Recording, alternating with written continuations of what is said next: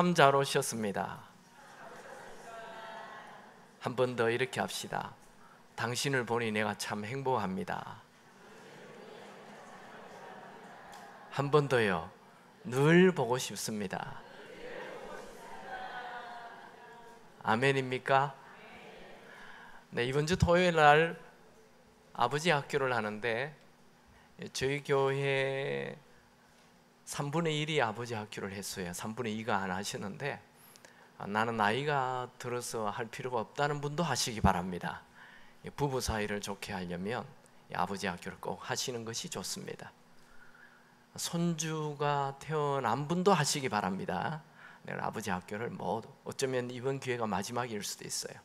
그러니까 다 남자라면, 결혼한 남자라면 다 하시기를, 제가 좋게 얘기할 때 하시기 바랍니다. 네, 감사합니다. 오늘은 생수의 강이 흘러나오리라, 이런 제목으로 말씀 나누겠습니다. 사람의 몸은 걸어다니는 물통이라고 말합니다. 보통 사람은 60%, 70%가 물이고 어린아이는 80%가 물이라고 합니다. 피는 90%가 물이고 이 뇌는 80%가 물이고 눈의 망막은 92%가 물입니다. 그러니까 우리 몸에 물이 없다면 피는 움직일 수도 없고 뇌는 생각할 수도 없고 눈은 뜰 수도 없습니다. 물이 부족하면 여러 가지 현상이 나오죠. 제일 먼저 입술이 바짝 타고 갈증을 느낍니다. 하나님은 우리 몸에 갈증이라는 경고 신호를 주어서 갈증을, 목마른 것을, 물이 부족한 것을 해결해 줍니다. 영혼도 마찬가지입니다. 영혼에 갈증이 생기면 툭 하면 화를 내고 해가 떠올라도 하루가 시작되어도 아무런 기대도 흥분도 없고 죽지 못해 억지로 살게 됩니다. 꽃을 보아도 푸른 나무를 보아도 아이들의 웃음소리도 다 귀찮기만 합니다. 비전도 열정도 없이 그저 죽고 싶다는 생각이 자꾸만 들어옵니다. 이런 사람들은 영이 메말라 가고 있다는 빨간불이, 경고등이 켜진 것입니다. 여러분, 우리는 하나님께서 사막처럼 그렇게 메마르게 살도록 창조하지 않았어요. 하나님은 우리를 온 세상을 다스리는 자로 창조하셨습니다. 오늘 여러분의 영혼의 메마름을 해결하는 축복의 은혜가 있게 되기를 축원합니다. 오늘 우리가 보게 되는 요한복음 7장은 요한복음 6장에 나오는 오병이어로 5,000명을 먹이신 사건이 일어난 뒤 6개월이 지난 후에 일어난 일입니다. 그러니까 요한복음 6장 오병이어로 기적을 일으킨 것은 6월절에 일어난 일이라고 성경은 기록합니다. 그리고 오늘 7장은 초막절에 일어난 일이라고 기록하고 있어요. 그러니까 6월절과 초막절은 약 6개월의 시간이 지납니다. 6월절은 4월 중순에 시작이 되고 초막절은 10월 중순에 시작이 되는 거죠. 우리 요한복음에는 6장과 7장이 바로 연결이 되어 있기 때문에 그 빈 6개월이 보이지 않습니다. 그러나 다른 복음서를 보면 이 빈 6개월 기간 동안 예수님께서 많은 기적을 행해요. 갈릴리에서 수르보니게 여인의 아이를 치유하는 것이 나오고, 그리고 오병이어의 기적과 비슷한 칠병이어로 4,000명을 먹이는 기적이 나와요. 그게 그 사이에 일어나요. 그리고 귀머거리를 고치고 귀신 들린 사람을 고치고 수많은 기적들이 일어납니다. 갈릴리에서 계속 예수님께서 기적을 행하시다가 이제 예루살렘에 있는 유대 땅으로 가시는 것이 오늘 이 초막절에 예수님이 예루살렘에 갔다고 기록이 되어 있습니다. 우리 7장 1절 2절 한번 같이 읽어볼까요? 그 후에 예수께서 갈릴리에서 다니시고 유다에서 다니려 아니하시면 유대인들이 죽이려 함이리라. 유대인의 명절인 초막절이 가까운지라. 예수님은 초막절이 가까울 때 초막절을 지키기 위하여 예루살렘에 가셨어요. 경건한 유대인들은 12살 이상이 되면 누구나 유대인의 3대 절기를 지킵니다. 유월절, 7.7절 초막절. 우리 교회 오래 다니는 사람들은 많이 들어도 무슨 절인지 모르지만 맨날 똑같은 절기 같죠. 잠깐 한번 정리해 주죠. 유월절은 출애굽할 때 이렇게 10번째 기적이 장자의 죽음의 기적이잖아요. 유대인들은 아무도 안 죽죠. 어떻게 해서 안 죽습니까? 피를 발라서. 그래서 죽음이 유월 넘어갔다 해서 유월절을 지키는 거예요. 그래서 이 유월절 때문에 출애굽이 시작이 돼요. 우리 한국 같으면 유월절은 8.15 해방 같은 거예요. 그래서 유월절은 다 쉽게 기억을 해요. 다음에 두 번째 절기가 7.7절이에요. 유월절이 지난 이후 7일이 7번 지났다 해서 7.7절. 그래서 이 7.7절을 또 오순절이라고도 해요. 그러니까 7.7이 49니까 그 다음 날이 50번째잖아요. 그럼 오순절이라고도 하는데 이 7.7절은 맥주 감사절이에요. 이렇게 보리가 수확이 되어서 감사하는 날이에요. 그게 7.7절, 오순절 같은 말입니다. 맥주절 같은 말입니다. 그 다음에 세 번째 절기가 오늘 본 초막절이에요. 이 초막절은 우리 한국 같으면 추수감사절이에요.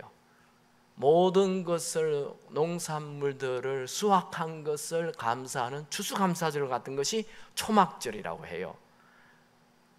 이 초막절이라고 이름이 붙은 이유가 있어요. 이 모세 오경에는, 그러니까 모세 시대까지는 초막절은 그저 추수감사절로 지킨 절기입니다. 그런데 출애굽하여 광야 생활 40년 지낸 이후에는 이것이 추수감사절을 절기를 물론 지키지만 그것보다도 40년 광야 생활을 잘 할 수 있도록 도와주신 하나님의 은혜에 감사해서 자기 집에서 빠져나와 가지고 텐트 하나 쳐놓고 이 광야 생활은 집이 없잖아요. 텐트를 계속 옮기니까 그 텐트를 쳐놓고 거기에서 7일 동안 감사한다 해서 이 텐트절, 초막절, 장막절 똑같은 말입니다. 그래서 지키는 거예요. 그때 이제 이 세 번째 절기인 이 세 번째 절기에 예수님이 가신 것입니다. 이 초막절 기간 동안 어떤 기념 행사를 해요. 어떤 행사를 하느냐면 이스라엘 백성들이 광야는 굉장히 무더운 지역이기 때문에 물이 귀하잖아요. 그런데 광야에 물이 쏟아져 나왔어. 어떻게? 반석에서 물이 쏟아져 나와서 그 모든 사람들을 갈증을 해결하였기 때문에 이 물 깃는 행사를 초막절 기간 동안, 초막절 7일 동안, 8일 동안 하는데 7일 동안 계속 매일 그 예루살렘 성전 제일 밑에 보면 그 실로암 연못이 있어요. 실로암 연못에 황금 항아리에다가 그 실로암 연못에서 물을 떠다가 그 성전 제단에 물을 붓는 일을 첫째 날, 일곱째 날까지 그렇게 해요. 그리고 마지막 날, 명절 제일 큰 날 8일째는 이 기념 행사를 하지 않고 물 붓는 행사를 하지 않고 모든 사람들이 모여서 노래하고 춤추고 막 종려가지를 흔들고 그 초막절, 이 광야 생활 40년을 지켜주신 것을 이렇게 축하하는 그런 행사를 하는데, 그 마지막 8일째 명절의 제일 큰 날, 마지막 날에 예수님이 성전에 있는 모든 사람들이 있는 곳에서 크게 외칩니다. 요한복음 7장 37절 오늘 말씀이죠. 같이 읽습니다. 명절 끝날 곧 큰 날에 예수께서 서서 외쳐 이르시되 누구든지 목마르거든 내게로 와서 마시라. 지금 예루살렘 주변에 모인 유대인들은 요한복음 7장에 오기까지 예수님 공생의 2년 반 동안 수많은 기적을 보았어요. 그러나 그들은 예수님이 하나님의 아들이다 라고 믿지 않았습니다. 요한복음 6장에서 예수님이 자신을 하나님을 친아버지로, 자기가 친아들로 수없이 많이 얘기를 하셨고, 또 자기는 생명의 떡이라고까지 말을 하였습니다. 그리고 요한복음 7장에서도 예수님 자신을 하나님이 보낸 자라고 말합니다. 요한복음 7장 28절에 보면 예수께서 성전에서 가르치시며 외쳐 이르시되 너희가 나를 알고 내가 어디서 온 것을 알거니와 내가 스스로 온 것이 아니니라. 나를 보내신 이는 참되시니 너희는 그를 알지 못하나. 유대 종교 지도자들은 예수님이 자꾸 자기 자신을 하나님의 아들이라, 하나님이 나를 보냈다, 이런 말을 할 때 신성모독, 하나님의 이름을 더럽힌다고 그냥 예수님을 돌로 쳐 죽이려고 합니다. 근데 예수님은 그 당시 종교 지도자들 뿐만 아니라 성전에 모여있는 모든 사람들을 향해 크게 외쳐서 누구든지 목마르거든 내게로 와서 마시라. 강력한 초청입니다. 이스라엘 백성들이 그 광야 40년에 목이 마른 것이 가장 큰 문제라고 했죠. 예수님은 지금 너희들 목마르거든, 목마른 문제를 얘기를 해요. 이스라엘 백성들이 그 출애굽해서 이 시내 산 가까이 와서 이렇게 목이 말라서 너무너무 힘이 들었어요. 그때 상황으로 우리가 한번 그 장면을 한번 돌아가 보면 출애굽 17장 3절, 거기서 백성이 목이 말라 물을 찾음에 그들이 모세에게 대하여 원망하여 이르되 당신이 어찌하여 우리를 애굽에서 인도해 내어서 우리와 우리 자녀와 우리 가축이 목말라 죽게 하느냐. 여러분, 사막에 갔는데 물이 없어서 이 아들 딸들이 아우성을 쳐요. 아빠 물, 엄마 물 주세요. 여기저기서 어린애들이 막 울기 시작합니다. 그리고 가축들이 물이 없어서 목이 말라서 그냥 털썩 주저앉아서 움직이지도 않습니다. 그 가축들이 이제 막 메고 가야, 얻고 가야 할 판입니다. 그러니 이들이 물이 없어서 모세를 막 죽이려고 했어요. 돌로 쳐 죽이려고 합니다. 출애굽기 17장 4절, 모세가 여호와께 부르짖어 아뢰되 내가 이 백성들에게 어떻게 하리까? 그들이 조금 있으면 내게 돌을 던지겠나이다. 모세가 하나님 앞에 간절히 기도하자 하나님께서 반석을 치라 하죠. 출애굽기 17장 6절, 내가 호렙산에 있는 그 반석 위 거기서 내 앞에서 서리니 너는 그 반석을 치라. 그것에서 물이 나오리니 백성이 마시리라. 모세가 이스라엘 장로들의 목전에서 그대로 행하니라. 물 한 방울 없는 사막에서 모세가 반석을 치니 물이 갑자기 쏟아져 나왔어. 얼마나 물이 많이 나왔는지 그냥 한두 명 먹는 게 아니에요. 200만 명이 다 먹게 돼. 하루 먹는 게 아니에요. 1년 내내 시내산에 있는 동안 계속 이 물이 쏟아져 나왔어요. 사도 바울은 후에 신약에서 이 반석이 바로 예수라고 말을 합니다. 고린도전서 10장 3절 4절, 다 같은 신령한 음식을 먹으며 다 같은 신령한 음료를 마셨으니 이는 그들을 따르는 신령한 반석으로부터 마셨으며 그 반석은 곧 그리스도시라. 여러분, 예수님은 하나님이 보내신 하나님의 아들입니다. 예수님은 반석에서 물이 나와 온 백성을 마시게 하는 생수보다도 더 큰 생수를 가지고 계십니다. 예수님은 70억 인구가 다 먹고 마실 수 있는 생수를 가지고 계십니다. 여러분 영혼에 갈증이 있습니까? 예수님은 여러분의 영혼의 갈증을 해결해 주실 뿐만 아니라 여러분의 육체의 모든 문제도 해결해 주실 것입니다. 오늘 예수님 앞에 나와 남들이 모르는 나만 알고 있는 내 영혼 깊은 곳에 있는 목마른 갈증이 해결되기 바랍니다. 예수님은 우리에게 영원히 목마르지 않는 생수를 주시는 분이십니다. 그 다음 9절, 누구든지 목마르거든 내게로 와서 마시라 하신 다음 9절, 요한복음 7장 38절 같이 읽습니다. 나를 믿는 자는 성경의 이름과 같이 그 배에서 생수의 강이 흘러나오리라 하시니. 여러분이 예수님을 하나님의 아들로 나의 주인으로 모시면 그 배에서 생수의 강이 흘러나옵니다. 예수님은 지금 성전에 있는 그들을 향해, 예수를 죽이려고 하는 그들을 향해, 성전에 오지만 아무런 기쁨도 없는 그 형식적으로 종교적인 의식으로 성전에 와 있는 그들을 향해 예수님이 말씀하십니다. 그들은 예수님이 하나님의 아들인 걸 몰랐어요. 우리 중에도 평생 교회를 다녔는데 예수님이 하나님의 아들, 즉 내 주인인 것을 모른 채 사는 그리스도인들이 대부분입니다. 교회는 다니는데 내가 주인이에요. 예수님이 내 삶의 주인으로 모시고 살지 않아요. 그런 교인들이 가득합니다. 그들을 향해 예수님이 얘기하죠. 내게로 와서 마셔라. 여러분, 예수님을 진짜 여러분의 주인으로 모시기 바랍니다. 생수가 솟아날 것입니다. 그냥 찔끔찔끔 물이 나오는 게 아니에요. 한 바가지 물이 아닙니다. 생수의 강이 흘러나옵니다. 강은 한 민족을 상징해요. 내가 진짜 예수를 주인으로 모시고 살면 나는 한 민족을 살리는 인물이 되는 것입니다. 여러분, 예수님이 정말 내 주인이 되면 인생이 달라집니다. 비전이 달라집니다. 열정이 달라집니다. 사는 것이 달라집니다. 아멘을 안 하셔서 다시 얘기하겠습니다. 예수님이 정말 내 인생의 주인이 되면 비전이 달라집니다. 열정이 달라집니다. 사는 것이 달라집니다. 인생이 달라집니다.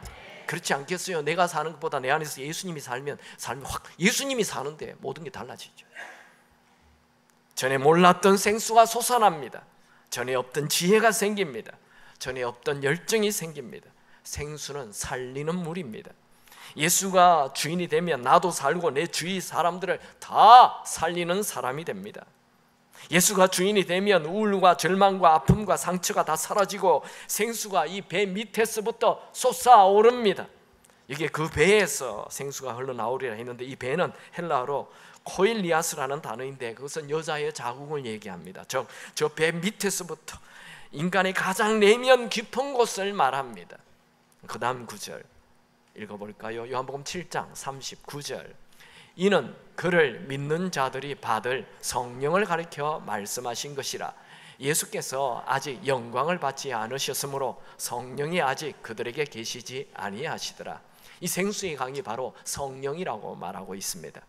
여러분, 요한복음 7장은 예수님의 공생애가 지난 2년 반 정도가 지난, 그러니까 수많은 기적이 일어난 이후에 하시는 말씀입니다. 여러분, 수많은 기적, 병이 낫는 거, 오병이어로 수많은 사람 먹는 거, 이런 것보다 훨씬 더 중요한 것이 있다는 거예요. 여러분, 사람은 먹는 것보다 중요한 것이 있습니다. 사람은 병이 치유되는 것보다 훨씬 더 중요한 것이 있습니다. 그것은 내 영혼 깊은 곳에 갈증이 해결되는 것입니다. 사람은 영혼의 갈증이 해결되면 저절로 질병도 해결되고 모든 문제도 다 해결됩니다. 저는 오늘 두 가지 메시지를 전하기 원합니다. 첫 번째로, 영혼의 영적인 갈급을 가지시기 바랍니다. 우리가 읽었던 요한복음 7장 37절에 명절 끝날고 큰 날에 예수께서 서서 외쳐 이르시되 누구든지 목마르거든 목마른 자 내게로 오라 말씀하십니다.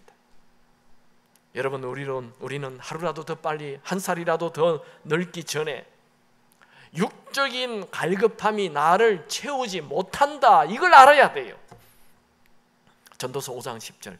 은을 사랑하는 자는 은으로 만족하지 못하고 풍요를 사랑하는 자는 소득으로 만족하지 아니하나니 이것도 헛되도다.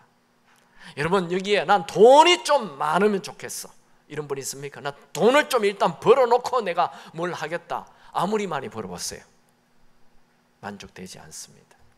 성경 말씀에 돈은 아무리 채워도 만족 안 돼요. 나는 공부를 좀 많이 했으면 좋겠다. 네, 공부 아무리 해도 만족되지 않습니다. 전도서 1장 18절. 지혜가 많으면 번뇌도 많으니 지식을 더하는 자는 근심을 더하느니라. 이런 말들을 또 우리 중고등학생들 은혜 받으면 안 됩니다. 중고등학생들은 공부하시기 바랍니다. 우리 인간의 인생을 사는데 조금의 지혜는 꼭 있어야 인생을 사는 거예요. 그런데 지금 이 말씀은 나는 공부에 한이 맺혀서 나는 좀 많은 지식을 쌓아야 되겠어. 암만 쌓아보세요. 지식이 많으면 많을수록 근심이 더할 뿐입니다. 원래 공부를 굉장히 많이 한 사람이 같이 대화가 좀 잘 안 됩니다. 아까 좀 썰렁해졌네요. 여기 문화 좋아하는 분 있죠. 나는 뭐든지 새로운 거를 좀 새로운 기계 나오면, 새로운 전자제품 나오면 무조건 사는 사람들, 이런 분들의 이름이 얼리버드라고 얘기해요. 네, 그것도 만족되지 않습니다. 성경에 나와 있죠. 전도서 1장 8절.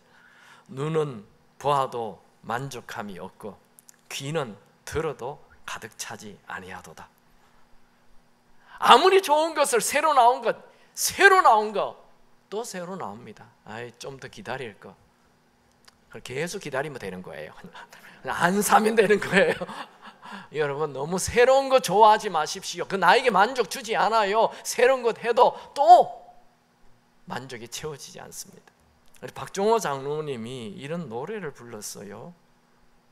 제가 잘 부를지 모르겠지만, 좋은 것을 살아도 좋은 것을 먹어도 당신의 맘 불편하면 행복이 아닌 거죠. 웃고 있는 모습이 행복한 것 같아도 마음속에 걱정은 참 많을 거예요. 그냥 제가 이 노래를 듣는데 확 와닿았어요. 찬송가에 와닿아야 되는데 목사가 그냥 유행가 가수 이렇게 노래인데 마음에 확 와닿아요. 좋은 곳에 살아도 좋은 것을 먹어도. 제가 호수에 집회를 갔는데 어떤 분이 저를 초대했어요. 그래서 와, 정말 좋은, 앞에 바다가 쫙 보이고 집이 대저택에 그냥 집안에도 수영장이 2개나 있고 아주 맛있는 음식을 내놨어요. 근데요, 그분이 저와 대화를 하면서, 목사님 참 좋아 보이죠? 근데 저는 행복하지 않습니다. 성경은 눈은 보아도 만족함이 없고 귀는 들어도 가득 차지 않는다라고 말합니다. 솔로몬은 이 세상의 부귀영화를 다 가져보았지만 인생은 헛되고 헛되며 헛되고 헛되니 모든 것이 헛되도다, 그렇게 말합니다. 여러분, 만약 이 세상에 있는 것이 우리에게 진짜 만족을 준다면 예수님이 이 세상에 오셔서 부귀영화를 누리며 사셨을 것입니다. 그런데 예수님은 이 세상에 오셔서 집도 한 채 없이 머리에 둘 곳도 없이 그렇게 인생을 사시다가 하늘나라로 가셨죠. 왜요? 이건 역설입니다. 이 세상의 것으로는 만족되지 않는다는 것을 보여주시는 거죠. 오늘날 현대인들은 마시고 나면 또다시 목마른 물에는 끝없이 관심을 가지면서 영원히 메마른 것에 대한 갈급함이 없어요. 이게 비극이에요. 오늘날의 세상은 옛날에 비한다면 훨씬 더 부족함이 없는 것 같고, 옛날에 비하면 훨씬 더 많은 것을 가진 것 같지만 실상은 옛날보다 더 메마른 인생을 살고 있습니다. 도덕적으로 윤리적으로 더 타락했습니다. 정신적으로 무엇이 옳은지 모르는 방황의 시대를 살고 있고, 혼돈의 시대를 살고 있고, 심지어 교회조차도 성경 말씀을 자기 마음대로 해석해버려 동성연애도 별것 아니라고 말하는 이런 시대에 우리는 살고 있습니다. 여러분, 잠시 만족을 주고 또 다시 목마름을 주는 세상을 향한 갈증을 멈추고 영원히 목마르지 않게 해주는 생수에 대한 갈증을 가지시기 바랍니다. 그렇지 않는다면 우리는 세상의 것만 추구하다가 죽는 날 허무와 함께 영원한 지옥에 들어가게 될 것입니다. 예수님은 오늘 요한복음 7장에서 누구든지 목마르거든 내게로 오라, 내게로 와서 마시라 말씀하시기 전에 요한복음 6장에서 오병이어 기적이 일어난 그 다음날 예수님을 찾아오는 수많은 사람들을 향해 썩을 양식을 위해 일하지 말고 영생하도록 있는 양식을 위하여 살라 라고 말씀하셨습니다. 그리고 또 요한복음 6장 63절에 살리는 것은 영이니 육은 무익하니라. 우리는 이 육체를 어떻게 해보려고 육체를 위하여 채워도 채워지지 않는 이 밑이 빠져버린 그런 항아리에 물을 쏟아붓는 인생을 살고 있습니다. 여러분, 썩을 양식을 위하여 인생 다 허비하지 말고 여러분 안에 있는 영을 살리시기 바랍니다. 여러분, 사람에게는 영이 있습니다. 내 영을 만족시키는 생수가 필요합니다. 예수님은 생수에 대한 갈급함이 있는 자에게만 생수를 주십니다. 예수님은 신분을 묻지 않습니다. 과거의 실수를 따지지 않습니다. 직업을 묻지 않습니다. 그 세상의 능력을 묻지 않습니다. 단지 영혼에 대한 갈증이 있느냐, 그걸 묻고 있습니다. 영혼에 대한 갈증이 있는 사람은 다 초청하십니다. 여러분, 예수님께서 내게로 와서 생수를 마시라는 이 초청은 요한복음 4장의 사마리아 수가성 여인에게도 말씀하셨어요. 이 여인은 남편 5이나 있었던 사회적으로 도덕적으로 가장 낮은 위치에 있는 여자였습니다. 그녀는 자신의 목마른 것을 너무 잘 알고 있었어요. 그래서 예수님께서 영원히 목마르지 않는 생수를 준다라고 얘기하자 그 생수를 나에게 주세요 하고 간청하였습니다.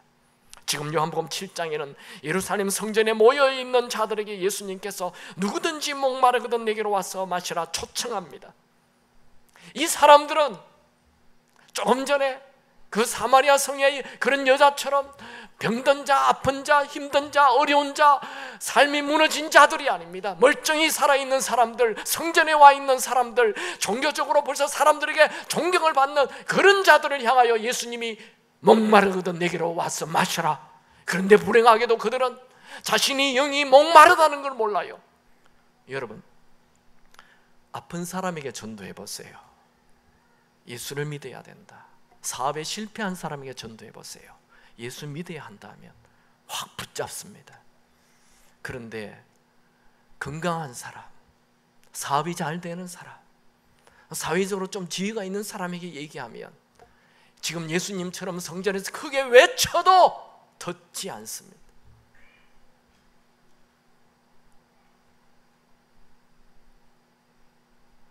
여러분, 내 영이 목마른 것을 알아야 합니다. 누가 생수를 마실 수 있습니까? 내 영혼이 목마른 것을 아는 사람. 여러분 중에 메마른 사막처럼 살고 있는 분이 있습니까? 남들 보기에 행복하고 멀쩡한 것 같아도 속으로 들어가 보면 아이들이 아우성을 치고 아내는 죽고 싶다고 얘기하고 못 살겠다고 얘기하고 여보 더 이상 이렇게 살 수 없어 얘기하는 가정들이 얼마나 많습니까? 여러분 중에 아무리 돈을 벌어도 아무리 많은 일을 해도 아무리 큰 성공을 해도 내 영혼 깊은 곳에서 바짝 메마른 삶을 사시는 분이 있습니까? 남들은 아무도 모르는데 나만 아는 죄책감이 나를 짓누르고 있는 그런 삶을 사는 분이 있습니까? 여러분 중에 살아도 아무런 재미도 없고 삶에 생기도 없고 무기력하게 사는 분이 있습니까?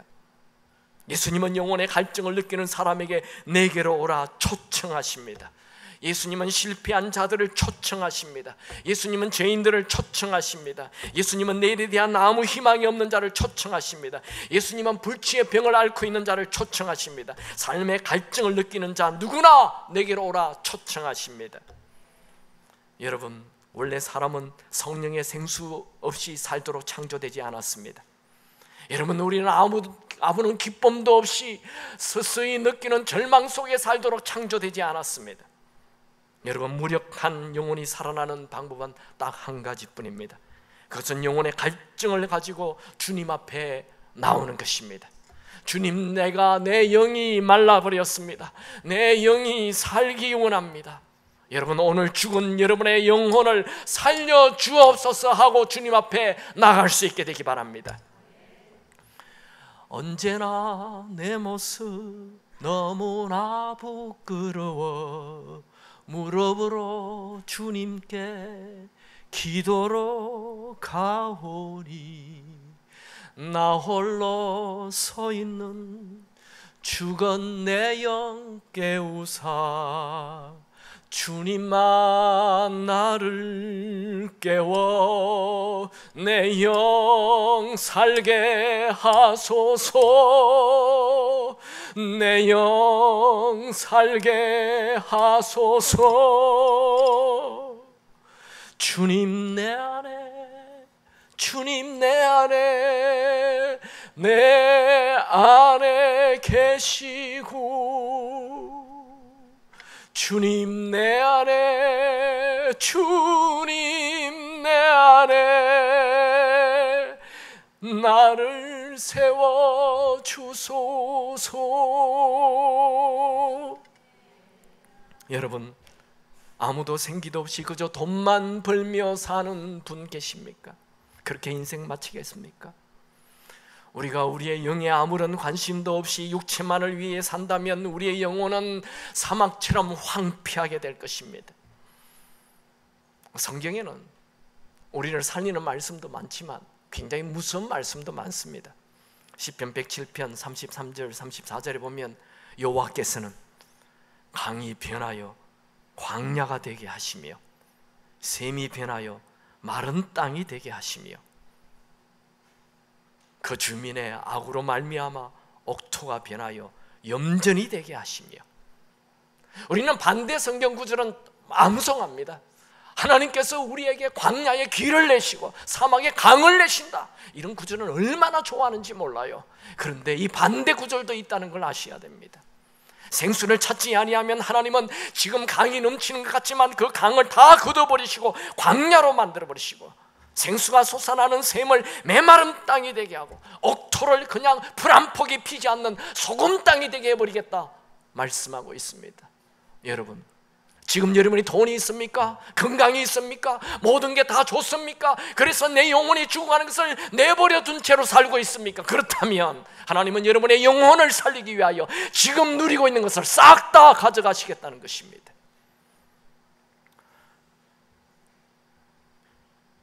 목사님, 교회 오면 좀 좋은 설교를 해주세요. 네, 이게 좋은 설교예요. 여러분의 영혼이 살기 바랍니다. 육체는 암만 먹어도 또 죽습니다. 병 나도 죽습니다. 육체에 모든 걸 걸지 마세요.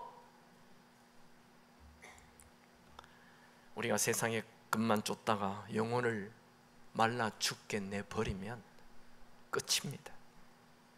저희 교회에 오신 김모은 목사님은 서울의 큰 교회 부목사로 있다가 그 교회에 멀리서 오는 교인들이 목사님, 그냥 여기 구로동에 있는 교인들도 많은데 이분들 데리고 좀 개척을 해 주십시오. 또 교회에서도 허락해 줘가지고, 그래서 이분이 그냥 큰 꿈을 가지고 이제 교회 개척을 했어요. 개척 멤버가 그 교회에서 다 따라 나왔어요. 그래서 개척을 했어요. 크게 부흥할 줄 알았어요. 개척한 지 6년이 됐는데 그 사람들도 떠나가고 교회는 자꾸만 줄어들고. 목사님의 몸이 아프기 시작합니다. 열등감, 우울감, 불면증까지 와서 머리카락이 한 움큼씩 빠집니다. 온몸이 다 아프고 뼈마디마다 안 아픈 뼈가 없고 죽고 싶었습니다. 아들이라고 하나 있는데 그 아들이 그냥 머리는 노란 물들이고 머리를 여자 머리보다 더 길게 해서 다녀. 죽일 수도 없고 목회는 엉망인데 아들까지 그냥. 이 목사님이 마음이 무너지는 거. 그때 2007년 한국 교회 100주년 기념 예배, 그 상암동 공설운동장에서 기념 예배를 하는데 자기 교인들 다 데리고 왔어요.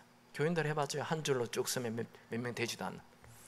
그런데 바로 자기 교인 그 팻말이 있는 구역 옆에, 그 옆에 여의도 순복음교회 대그룹이 와 있는 거예요. 여기는 그냥 장수도 굉장히 크게 차지하고 막 벌써 자기는 뭐 조금만 교인들 한 줄밖에 안 된다.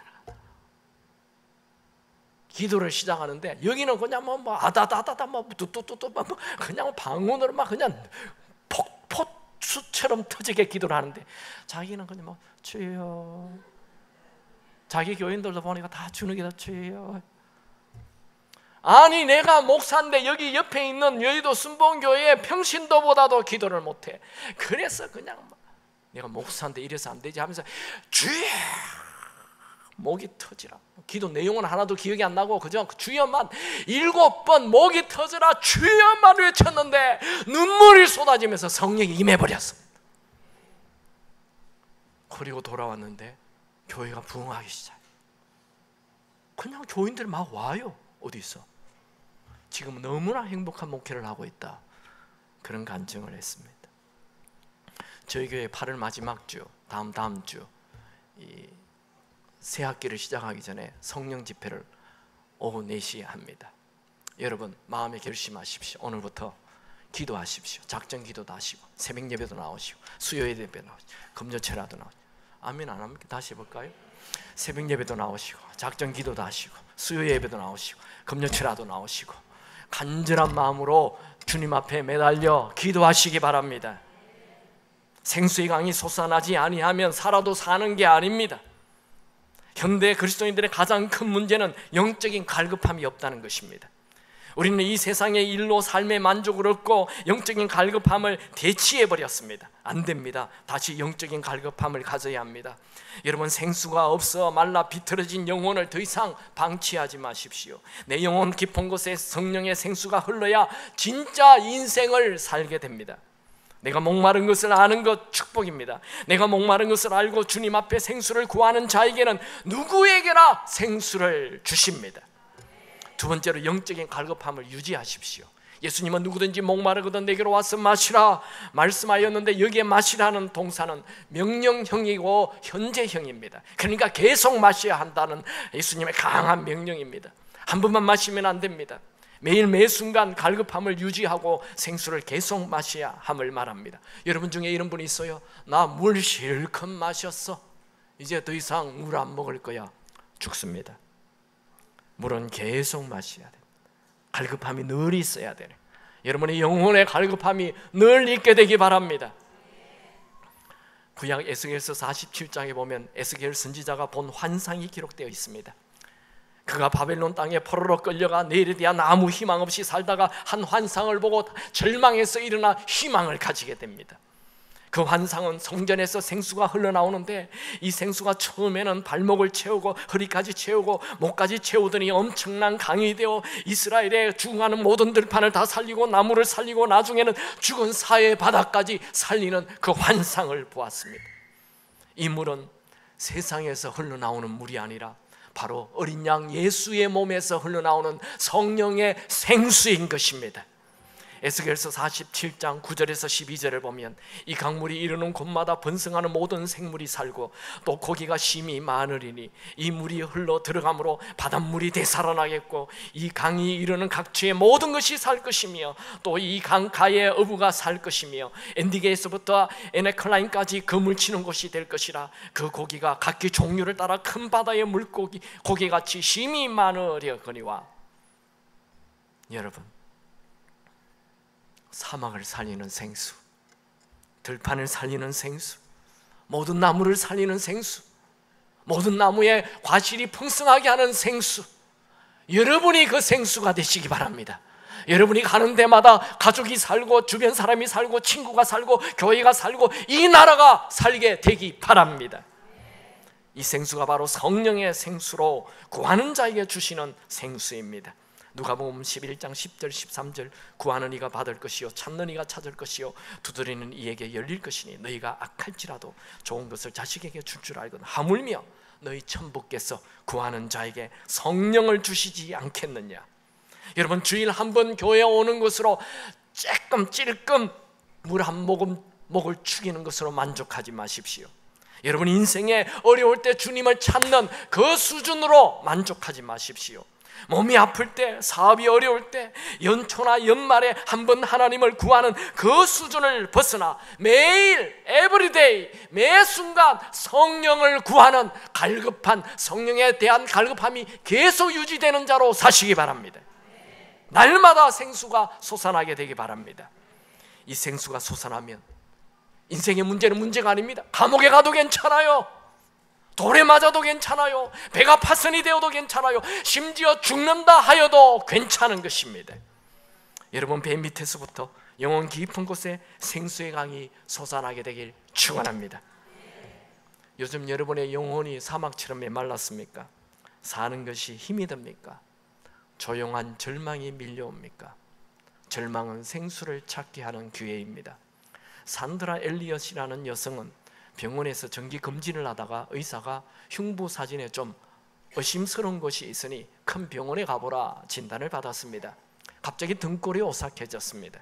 왜냐하면 어머니와 이모가 유방암으로 돌아가셨기 때문입니다. 샌드라는 청년이었을 때 수련회에 참석하여 뜨겁게 하나님을 만난 적이 있습니다.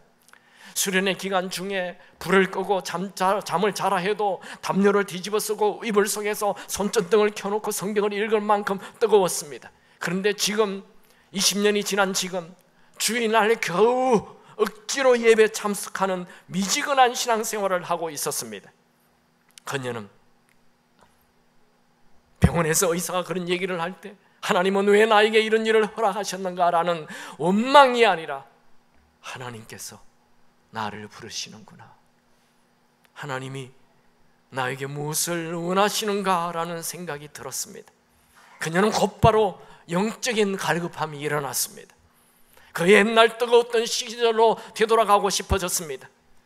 그녀는 다시 하나님 말씀을 붙들고 주일을 기다리며 성전에 가서 뜨겁게 찬양하고 뜨겁게 기도하고 뜨겁게 말씀을 받아들였습니다. 먼저 예배가 회복되었습니다. 예배가 기다려졌습니다. 날마다 주님을 찾기 시작했습니다. 예배를 드릴 때마다 뜨거움으로 모든 것이 은혜가 되었습니다. 병원에 가는 것은 잊어버렸습니다. 언젠지 모르게 온몸이 치유되고 회복되어 있었습니다. 여러분, 넘어졌습니까? 육체에 질병이 생겼습니까? 주변 사람들이 떠나가고 외롭게 되었습니까? 계속 똑같은 죄를 짓고 있습니까? 여러분, 낙심하지 마십시오. 우리에게는 우리를 도우시길 원하시는 성령 하나님이 계십니다. 그분은 보혜사 성령님이십니다. 보혜사라는 뜻은 나라는 인물에 대하여 언제나 긍정적으로 생각하고 내가 무슨 짓을 하든 나를 변호해주고 도와주고 인도해주는 분을 보혜사라고 얘기합니다. 그 보혜사 성령님이 여러분에게 계십니다. 그 성령님을 찾으십시오. 우울할 때 그분을 찾으면 생수의 강이 솟아나 내 영혼에 자유함을 주고 기쁨이 넘치게 될 것입니다. 생기가 넘치게 될 것입니다. 여러분, 내 충만을 버리고 세상 충만을 버리고 성령으로 충만하시기 바랍니다. 성령으로 충만하면 내 무능이 떠나가고 하나님의 전능이 들어오게 될 것입니다.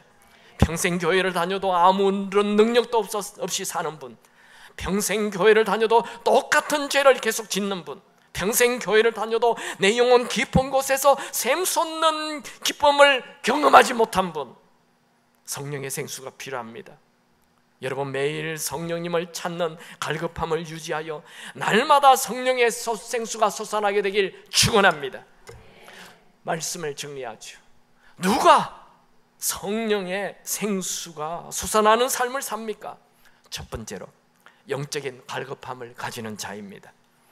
예수님은 영적인 갈급함을 가진 자는 누구든지 초대하십니다.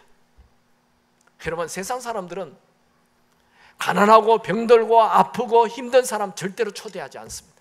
그 사람 초대하면 힘들어요.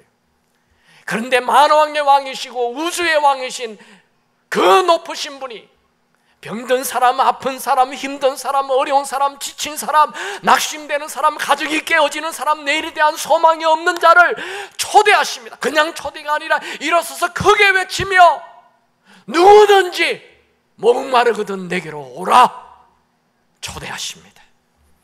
여러분, 영혼의 갈증을 가지고 그분께 다가가시기 바랍니다. 예수님은 예수님에게 오는 자를 외면하지 않습니다. 여러분, 목이 마른 사람은 눈에 물밖에 보이지 않습니다. 물을 다오. 목이 마르면 다른 것 찾지 않습니다. 여러분 영혼의 목이 말라 세상 돈 찾지 말고, 세상 성공 찾지 말고, 세상에 재밌는 문화 찾지 말고 예수를 찾는 자 되기 바랍니다. 하나님, 내 영혼에 갈증이 있습니다. 다른 것으로 채워지지 않습니다. 나는 성령의 생수가 필요합니다. 영혼의 갈증을 가져야. 두 번째로, 이 영혼의 갈급함은 한 번으로 끝나면 안 되고 계속 유지되어야 합니다. 매 순간 영혼의 갈증을, 갈급함을 유지해야 합니다.